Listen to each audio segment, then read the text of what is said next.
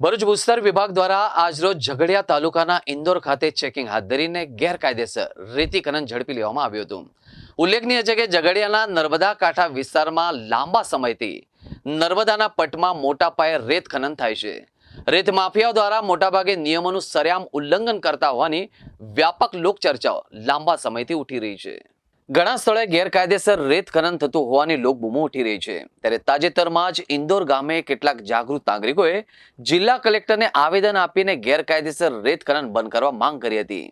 આજરોજ જિલ્લા ભૂસ્તર વિભાગની ટીમે બિન અધિકૃત રીતે સાદી રેતી ખનીજનું ખનન કરતા 3 ટ્રક મશીનો કાયદેસરની કાર્યવાહી હાથ ધરી હતી। નર્મદા નદીના પટ વિસ્તારમાં બિન અધિકૃત ખનનની ફરિયાદ જિલ્લા ભૂસ્તર શાસ્ત્રીને મળતા તપાસની ટીમે ભરૂચ જિલ્લાના ઝઘડિયાના ઇન્દોર પાસે નર્મદા નદીના પટ્ટામાં ગેરકાયદેસર સાદી રેતી ખનીજનું ખનન ઝડપી પાડીને કાયદેસરની કાર્યવાહી હાથ ધરી હતી।